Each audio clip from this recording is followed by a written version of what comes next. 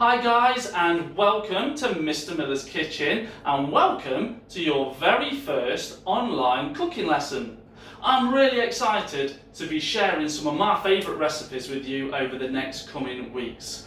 We're going to start off with something that's not too difficult. We're going to start off by making banana and oat cookies. So what I need you to do is go wash your hands and make sure that you're clean and your kitchen is all ready to go.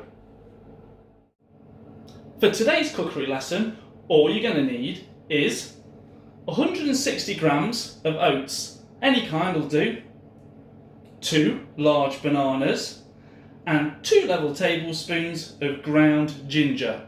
But before we start, make sure that you've preheated your oven to 180 degrees C or gas mark 5.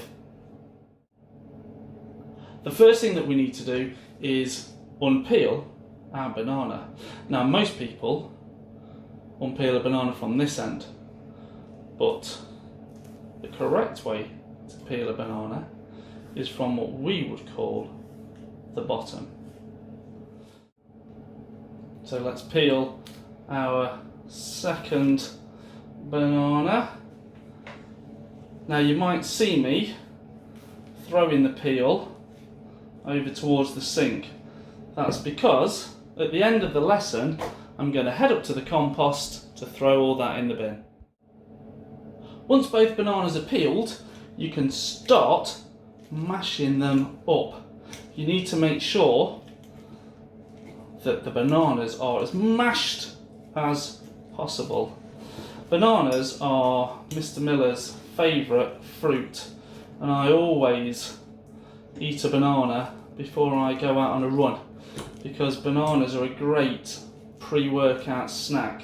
They're absolutely loaded with potassium, and that helps in maintaining nerve and muscle function while I am working out.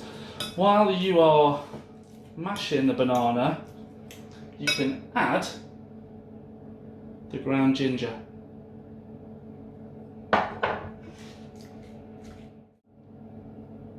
Once you've mashed all your banana up, then it's time to add the 160 grams of oats. Now, we're going to have to mix all this together and making sure that there's no dry bits. Okay, before we move on to the next part, I've got something really important to say. We are going to be using the oven, so please make sure that you have an adult in your house that is supervising you and helping you through all of this part.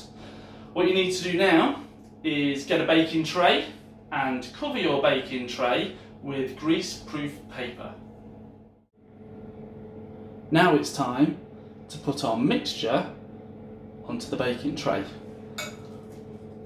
I'm not sure how big I want my cookies. Now these cookies won't rise, so however big you do them on the baking tray is how big they will stay. So get them the shape that you want, flatten them out if you need to. Oats are also really good for you and good for that slow releasing energy.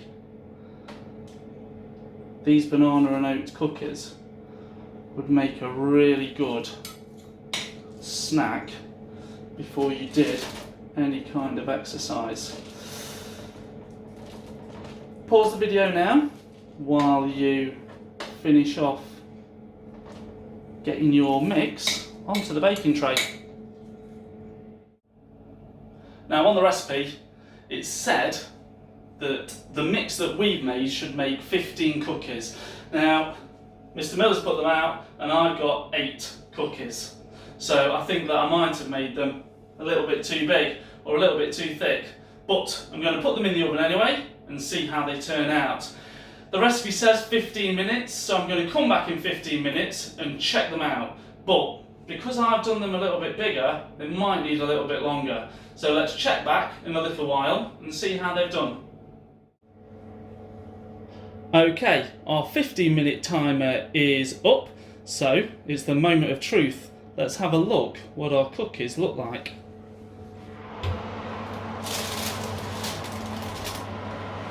Wow, they don't look too bad at all.